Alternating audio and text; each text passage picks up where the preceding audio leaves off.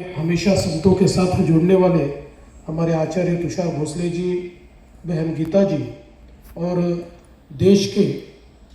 विभिन्न स्थानों से यहाँ पर आए हुए इस राष्ट्रीय कार्यकारिणी के सदस्य और देश के भिन्न भिन्न भागों में हमारे सनातन संस्कृति का अलख जगाने वाले सभी अत्यंत पूजनीय संतगण और उपस्थित भाइयों, सबसे पहले मैं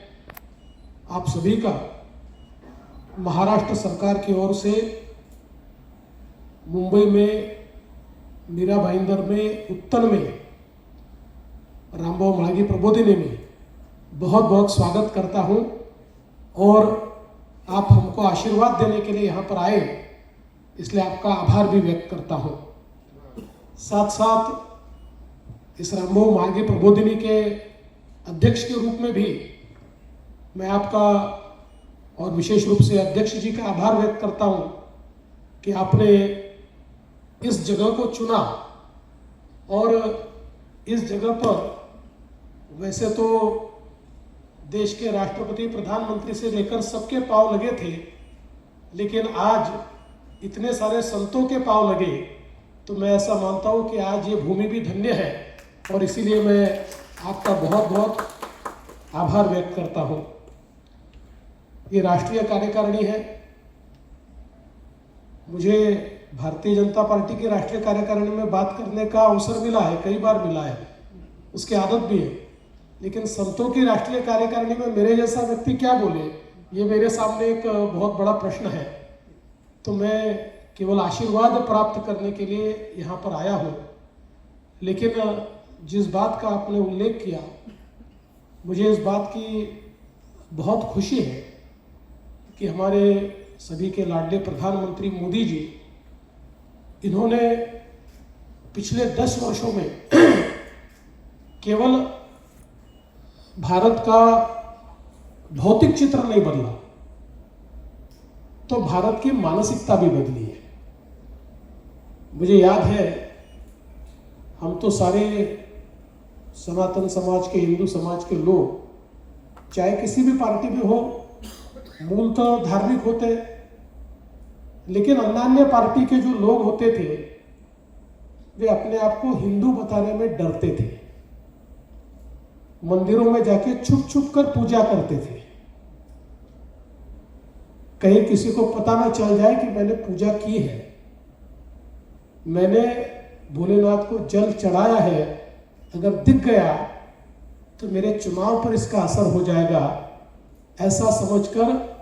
भोलेनाथ पर भी छुप छुप कर जल चढ़ाते थे। ऐसे कई नेता हमने देखे, लेकिन जब से भारत के प्रधानमंत्री ने स्वयं जाकर मंदिरों में श्रद्धा भाव से पूजा और समर्पण शुरू किया, तो देश के सारे हिंदुओं को और अपने आप को छुप छुप कर हिंदू कहने वाले नेताओं को भी खुलकर सामने आना पड़ा और आज देश में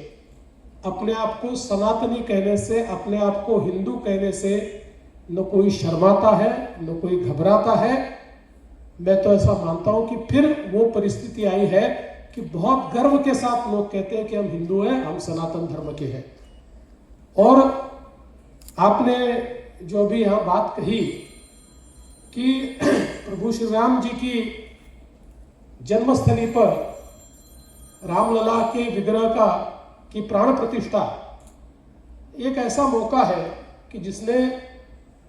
समस्त संत समाज को हर्षित किया है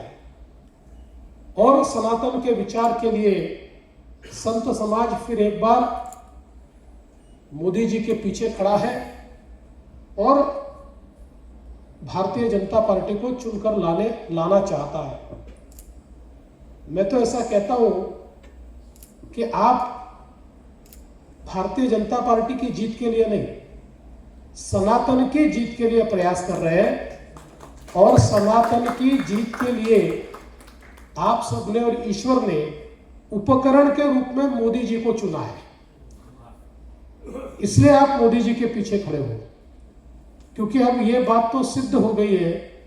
कि सनातन के जो, मैं ऐसा मानता हूं, स्वर्णिम दिवस है, उनको वापस लाने का काम। हम हमेशा ये कहते थे कि भारत ये विश्व गुरु है, क्योंकि भारत ने हजारों वर्षों तक दुनिया को विचार दिया है, दुनिया को आचार दिया है, दुनिया को एक प्रकार से दिव्य ज्ञान दिया है। इसलिए भारत विश्व गुरु है और हम भारत को विश्व गुरु बनाना चाहते हैं। आज से 10-20 साल पहले जब ये बात हम कहते थे तो लोग कहते थे कि भारत की परिस्थिति ऐसी है, इस परिस्थिति में कहाँ से विश्व गुरु की बात आप कहते हो। लेकिन आज भारत तो छोड़ दीजिए, दुनिया ये मानती है कि जिस प्रकार से भारत की प्रगति हो रही है, चाहे वो भौतिक प्रगति हो, चाहे आध्यात्मिक प्रगति हो, चाहे हमारा सनातन विचार हो, अब दुनिया मानती है कि आने वाले 15-20 सालों में भारत विश्व गुरु का काम करेगा। आज भी हम लोगों ने देखा G20 में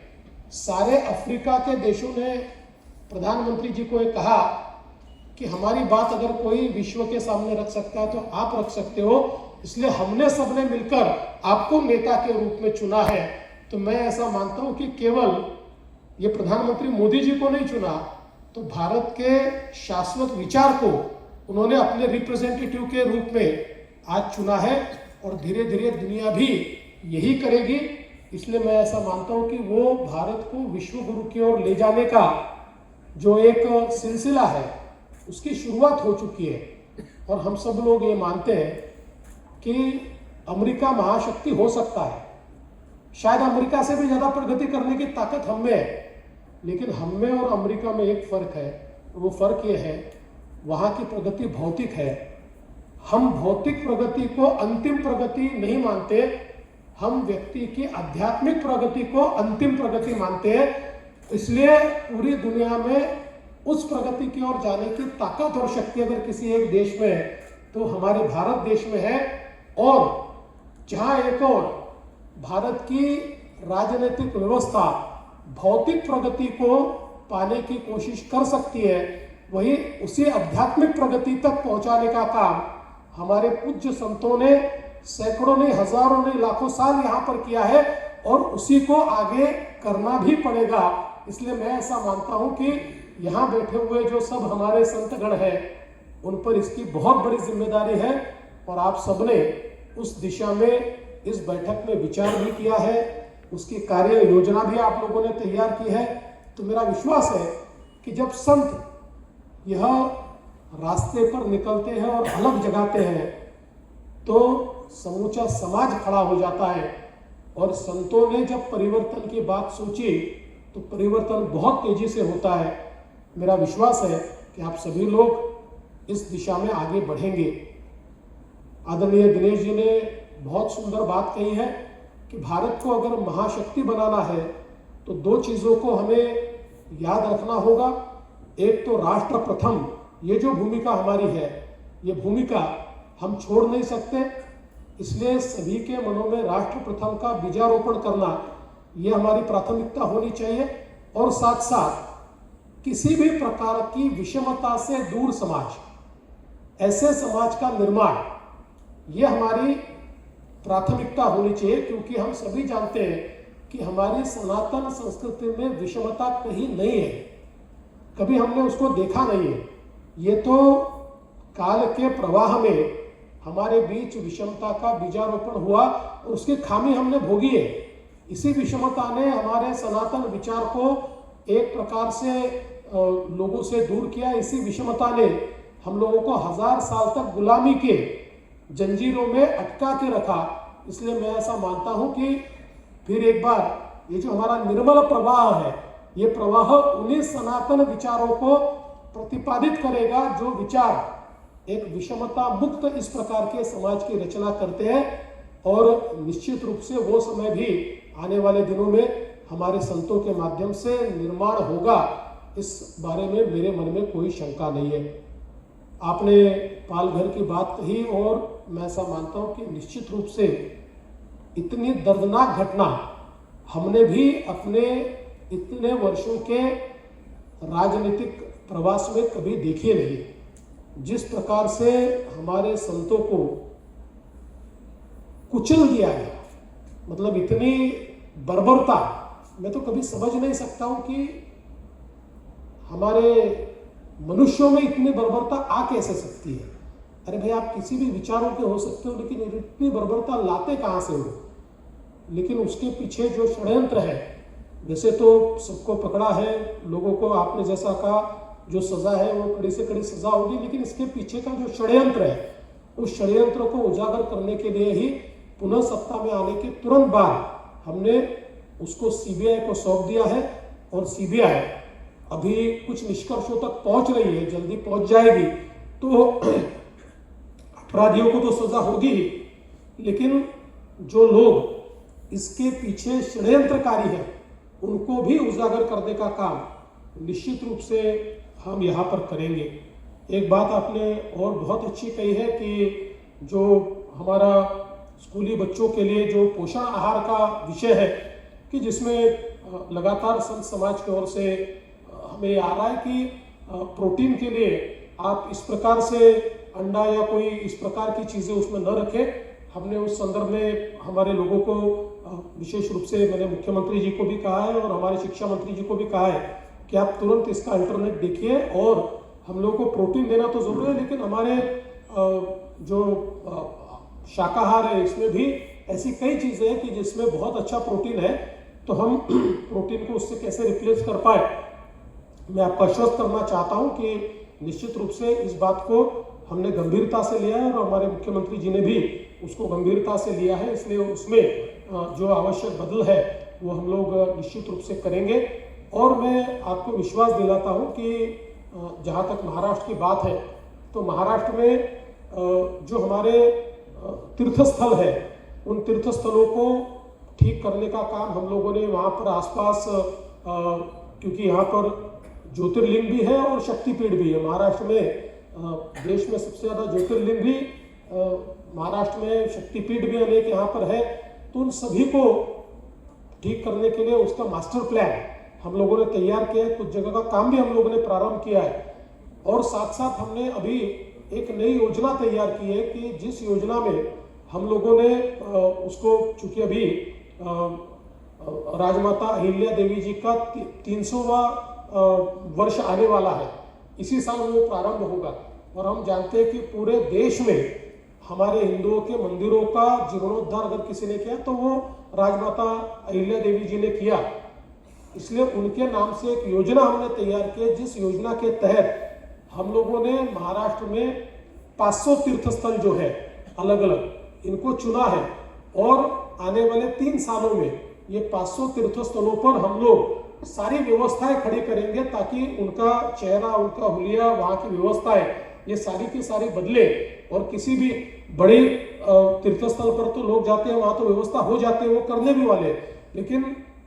हमारे हिंदू समाज में कई ऐसी जगह है जहाँ पर लोगों की श्रद्धा होती है, भले उसको अखिल भारतीय स्वरूप न हो, लेकिन स्थानिक स्वरूप में उसको बड़ा तीर्थस्थल माना जाता है। कई संप्रदायों के लोग वहाँ पर जाते हैं। ऐसे 500 तीर्थस्थलों को पूरे रूप से परिवर्तित करने के लिए इस योजना को हम लोग कार्यान्वित कर रहे हैं, जिससे आने वाले समय में महाराष्ट्र के जो सभी तीर्थ क्षेत्र है वो विशेष रूप से आपको सफाई की दृष्टि से, व्यवस्थाओं की दृष्टि से, आने वाले जो लोग हैं उनके सारे व्यवस्थाओं की दृष्टि से हम लोग अच्छे करेंगे और आपको वो अच्छे दिखाई पड़ेंगे। तो आपने जो सुझाव दिए हैं ये बहुत अच्छे सुझाव हैं और निश्चित रूप से मैं महाराष्ट्र सरकार की ओर से इन सुझावों को ठीक ढंग से, कारगर रूप से इसको हम लोग चरितार्थ में लाए, इस प्रकार का प्रयास निश्चित रूप से करेंगे। मैं आज के इस मौके पर अधिक लंबा समय आपका नहीं लेना चाहता, लेकिन मुझे बहुत खुशी है कि ये बैठक यहाँ पर हो रही है और मेरा विश्वास है एक ऐसी बेला में ये बैठक हो रही है जब हम एक संक्रमण की अवस्था से गुजर रहे हैं लेकिन विजय की ओर जा रहे हैं। तो ऐसी अवस्था में होने वाली ये बैठक इस प्रकार की योजनाओं को तैयार करेगी, इस प्रकार के विचार को तैयार करेगी जो आने वाले दिनों में मील का पत्थर साबित होंगे। और जब उन विचारों की चर्चा होगी तो सब लोग ये कहेंगे कि ये जो सारी योजनाएं हैं ये तो महाराष्ट्र में तैयार हुई थी, ये तो रामदेव मांगी प्रबोधिनी ने तैयार हुई थी, ऐसा मेरा पूरा विश्वास है। इसलिए मैं आप सभी का बहुत बहुत स्वागत करता हूँ। सभी पूज्य संतों का चरण स्पर्श करते हुए सभी का आशीर्वाद यहाँ पर लेता हूँ।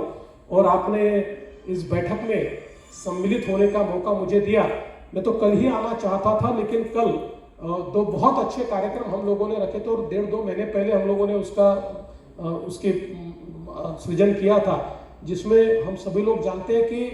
छत्रपति शिवाजी महाराज के जो सुपुत्र थे छत्रपति संभाजी महाराज, जिनको धर्मवीर कहा जाता है, क्योंकि उन्होंने अपना धर्म बदलने से मना किया तो